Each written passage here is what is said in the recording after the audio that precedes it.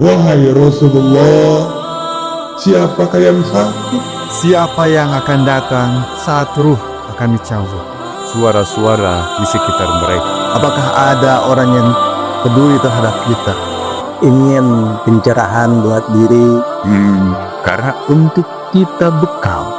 Bos Kang Asep tidak menyadari bahwa kematian bisa datang kapan saja. Orang durhaka.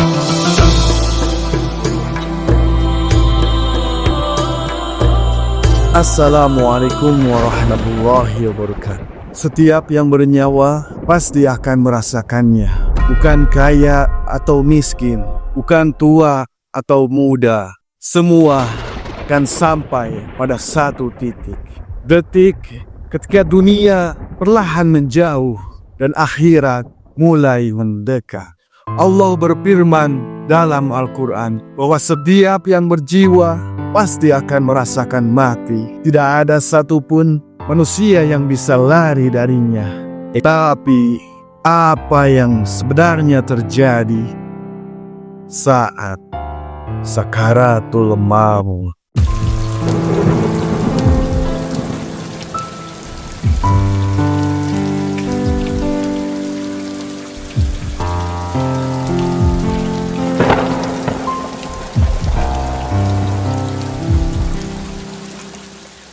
seseorang yang mengalami sakaratul maut dapat mengalami kesulitan bernafas. Yang artinya, sehingga mereka dapat merasakan sesak napas dan merasakan keringat dingin. Seseorang yang mengalami sakaratul maut dapat mengalami keringat dingin, sehingga kulit mereka dapat menjadi dingin dan lembab.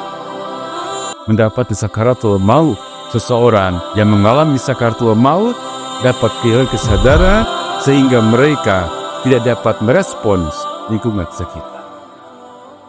Penglihatan kabur, seseorang yang mengalami sakaratul maut dapat mengalami penglihatan kabur, yang mana sehingga mereka tidak dapat melihat dengan jelas. Pendengaran masih dapat berfungsi sehingga mereka dapat mendengar suara-suara di sekitar mereka. Dalam Islam, sakaratul maut diyakini sebagai proses yang sangat berat dan menyakitkan. Namun Allah Subhanahu wa Ta'ala dapat memberikan kekuatan dan kesabaran kepada seseorang yang mengalami sakaratul maut.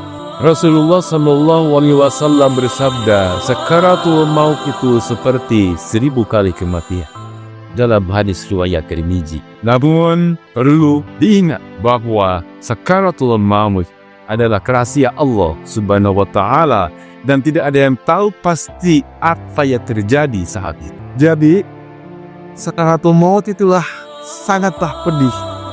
Bahkan Rasulullah SAW pun, manusia yang paling mulia di muka bumi ini, merasakan sakitnya yang paling dalam ketika ruh keluar dalam tubuh. Lalu kita sebagai makhluk yang banyak dosa, apakah kita masih terlena akan dunia yang fana ini?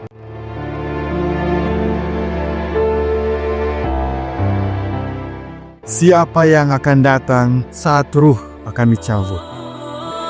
Saat ruh dicabut, ada beberapa makhluk malaikat yang bertugas untuk mengambil ruh tersebut. Di antara lain, yang pertama adalah malaikatul maut, adalah malaikat yang bertugas untuk mengambil ruh manusia saat mereka meninggal.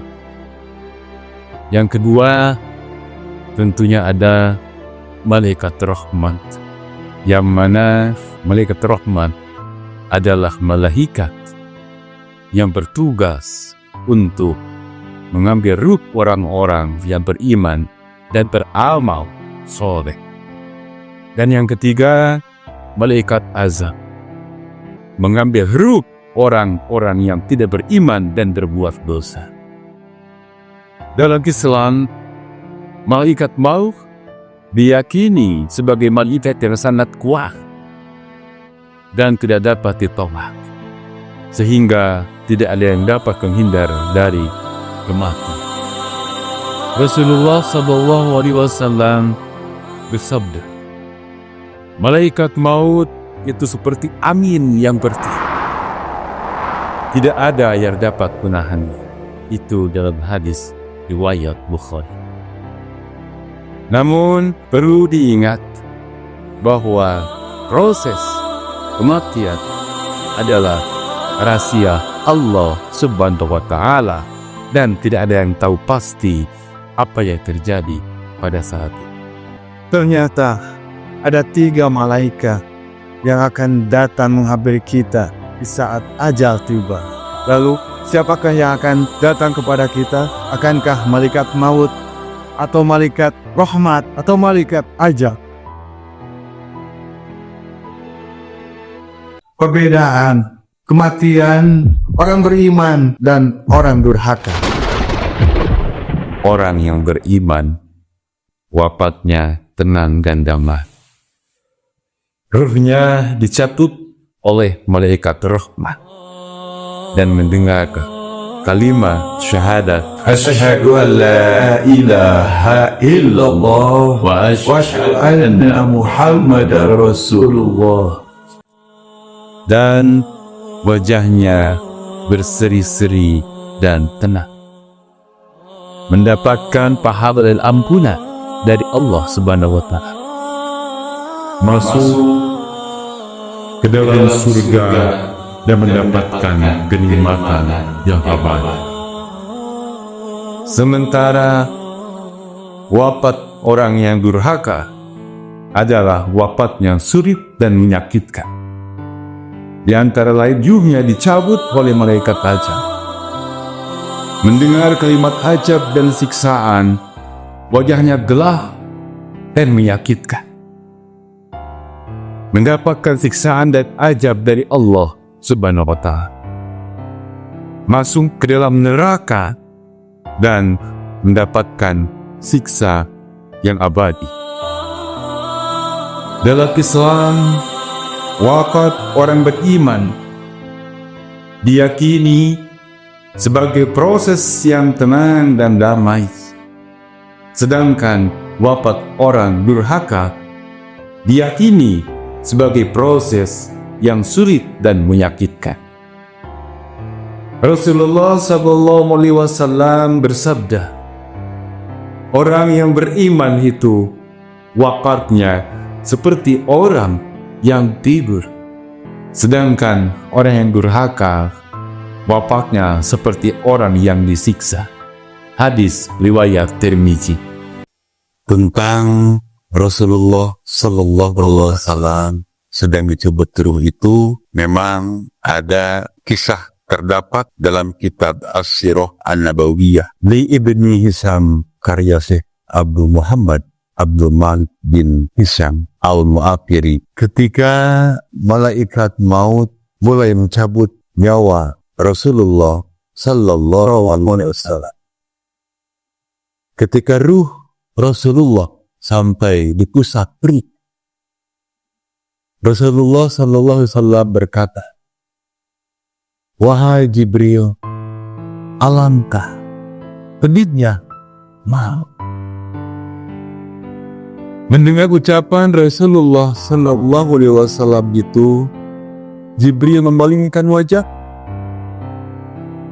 Lalu Rasulullah Sallallahu Alaihi Wasallam bertanya, wahai Jibril,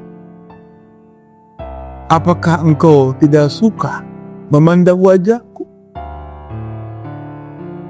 Jibril menjawab, Wahai Rasulullah, siapakah yang sakit melihat wajah kekasih Allah yang sedang merasakan sakaratul maut? akhirnya ruh suci Nabi yang mulia naik ke dada, menyatu dengan cahaya terpuji Nur Muhammad, naik ke punggung tempat tanda nubuah diletakkan. Begitulah ruh suci yang memancarkan cahaya nubuah itu pun meninggalkan jasad Rasulullah Sallallahu Alaihi Wasallam. Inna lillahi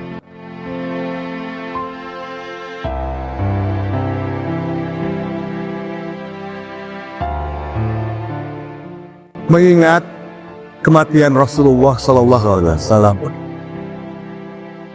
Malaikat Jibril pun memalingkan muka. Lalu ketika ajal menjemput kita, apakah ada orang yang peduli terhadap kita? Hikmah mengingat kematian. Mengingat kematian memiliki banyak hikmah, dan hal lain adalah mengingatkan tujuan hidup.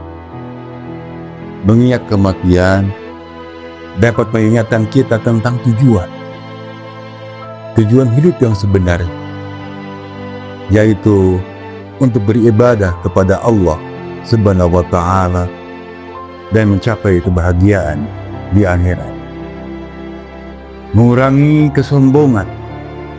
Mengingat kematian dapat mengurangi kesombongan dan keangkuhan kita, karena kita akan menyadari bahwa kita semua akan mati dan kembali kepada Allah Subhanahu wa Ta'ala.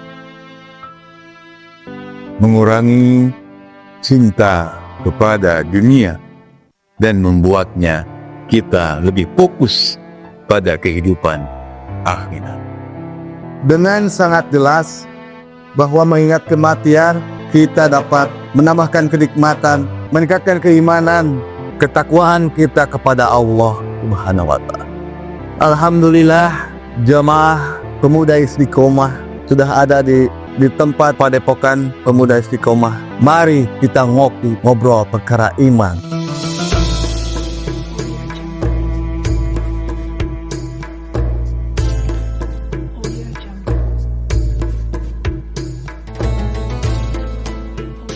Proses sakaratul maut menurut Islam. Waalaikumsalam.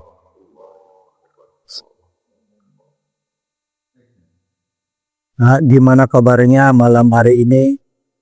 Alhamdulillah, sehat walafiat. Gimana, sehat? Sehat ya? Alhamdulillah. Gimana nih? Udah lama nggak muncul ya Kak Asep. Ada kesibukan apa sekarang? Biasa dari pagi sampai malam kerja, Sibuk ya? berangkat pagi, pulang malam. Masya Allah, sibuk terus ya. Luar biasa. Memang bagus, ikhtiar memang harus sebagai perantara wasilah. Tapi Kak Asep tentu harus ingat, karena apa? Manusia itu pada akhirnya akan menemui kematian. Kita boleh ikhtiar gohir ya, tapi tetap jangan lupakan ikhtiar untuk akhiratnya. Manusia itu semua pada hakikatnya hanya tinggal nunggu kematian saja. Makanya kuncinya diimbangi. Ikhtiar boleh, tapi ikhtiar akhirat pun ya harus. Karena apa? Karena ajal udah menjemput kita itu. Kita tidak tahu. Kematian bisa datang kapan saja. Bisa gimana saja. Ya, dari pagi sampai malam ngurusin dunia terus. Makanya malam ini datang ke sini ingin pencerahan buat diri, buat kita nanti di akhirat. Iya, betul. Ya, betul. Ya, memang jangan terlena tentang kesibukan dunia ya. Makanya daripada itu kita harus imbang antara dunia dan akhirat. Biar kita mendapatkan dunianya iya, mendapatkan akhiratnya iya, gitu ya. Jadi artinya ya alhamdulillah Kang Asep datang ke sini atas iroda Allah Subhanahu wa Ta'ala, dan pun senang ketika Kang Asep bisa datang ke sini. Ya mungkin kita akan berbincang-bincang keagamaan, tidak hanya kita bicara dunia saja. Mungkin Mang Asep kerja dari pagi sampai malam gitu, menggugurkan kewajiban. Ya. Terus menurut pandangan Islam itu seperti apa? Kita dari pagi sampai malam Fokus ke dunia ya. dunia gitu. Ya betul. Ya memang gampang ya. Asep juga perlu diingat. Artinya kita memang sebagai manusia itu selama kita di dunia kita butuh dunia. Tapi Jangan lupakan akhirat gitu. Dan dalam Islam pun justru artinya harus diimbangi antara dunia dan akhirat. Ya karena kita harus ingat setiap manusia itu pasti akan menemui ajal. Kullu nafsin dha'iqatul maut. Setiap makhluk yang bernyawa pasti akan merasakan kematian. Untuk menyelaraskan dunia dan akhirat, supaya kita berjalan dengan koridor Allah gitu. Ya, betul. Adakah masukan-masukan? Kuncinya memang kita itu harus ingat yang pertama adalah tujuan manusia itu diciptakan oleh Allah Subhanahu wa Ta'ala untuk beribadah kepada Allah. Wa ma khalaqul jinna wal insa illa liya'budun. Allah menciptakan jin dan manusia itu hanya untuk beribadah kepada Allah. Itu yang pertama. Yang kedua, kita harus ingat tentang akan kematian. Setiap manusia yang bernyawa pasti akan merasakan kematian. Kita boleh untuk mencari dunia, tapi kita pun harus ingat kepada akhirat. Karena pada dasarnya manusia itu akan menemukan kematian. Harus diimbangi dengan keseimbangan ketika kita kerja, ya. Terus kita mendengar azan, panggilan Allah Subhanahu wa Ta'ala. Udah, stop dulu kerja. Kita tunaikan panggilan Allah Subhanahu wa Ta'ala untuk ibadah kepada Allah. Ketika kita mendengar azan zuhur, ya kita stop dulu. Bisa ke masjid, bisa ke musola. Salat tunaikan salat. Nah, seperti itu. Dengan mengingat kematian, saya pun sadar. Ya. Tapi dengan tekanan kerjaan sama bos, kadang untuk ibadah itu sulit. Ya. Memang bosnya gimana gitu? Apa terlalu berfokus kepada ngepres ke kerjaan apa gimana? Iya, harus kerja. Ya kerja terus ya, kayak Rodi ya. Masya Allah. Udah santai dulu, ngerokok dulu. Ya. Sampai kita kan bukan siapa-siapa, bukan di orang lain, ya. Ya justru makanya kan di sini tempat sharing, tempat bahasanya saling mengingatkan. Paham. Memang apa yang Kang Asep bicarakan barusan, memahami ketika Kang Asep merasa tertekan oleh bos, sedangkan mungkin Kang Asep sekarang alhamdulillah tersirat ya untuk kematian, satu saat nanti orang akan meninggal, dan apa yang harus kita bawa nanti ketika kita meninggal dunia. Sebetulnya hidup itu adalah pilihan. Ya memang jangan sampai kita itu akan ingat kematian. Bos itu ciptaan siapa? Dan kita ciptaan siapa? Sama, ciptaan Allah Subhanahu wa Ta'ala. Makanya Kang Asep mau takut sama bos, apa mau takut sama Allah? Tinggal gitu aja sebetulnya. Ketika memang Kang Asep merasa tertekan oleh bos itu kan, tetap Kang Asep harus takut sama Allah Subhanahu wa Ta'ala. Waktunya ibadah ya ibadah, waktunya sholat ya sholat gitu kan. Tinggalkan aja dulu. Gitu. Ajal itu lebih dekat daripada rezeki. Ajal itu terus mengejar kita. Gitu kan? Makanya jangan takut. Jangan takut kita dimarahin bos. Jangan takut kita dikeluarkan gara-gara misalkan Kang Asep melakukan hal kebaikan yang diperintahkan oleh Allah Subhanahu wa Ta'ala. Jangan takut. Kan Kang Asep punya bos tuh. Sedangkan Kang Asep itu kan dipres lah istilahnya kan, dipres untuk kerja. Sedangkan dia laikan untuk ibadah kan gitu ya. Bos Kang Asep itu Islam, agamanya Islam apa bukan? Iya, bos juga agamanya Islam. Nah itu sedih. Itu yang jadi masalah gitu. Cuman badannya kurang fokusnya sama duniawi terus. Nah gitu. Iya. Jadi kepada pegawai juga harus fokus dunia. Iya. Harus kerja terus. Iya.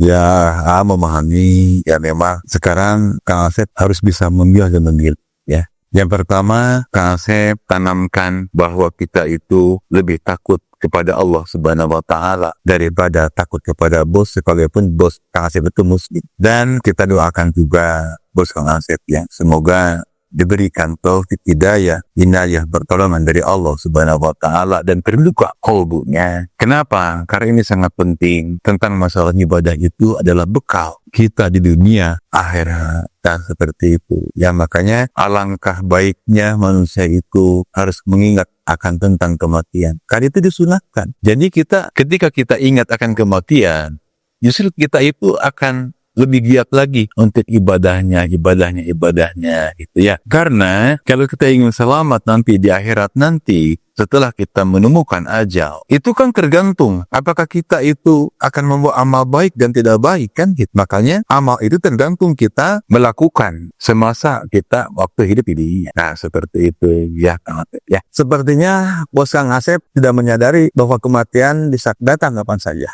Ini kan di YouTube mau ditayangin, emang nggak apa-apa Bos? Ya nggak apa-apa. Ya buat pembelajaran itu untuk kita semua, untuk para pekerja dan para bos-bos yang lain.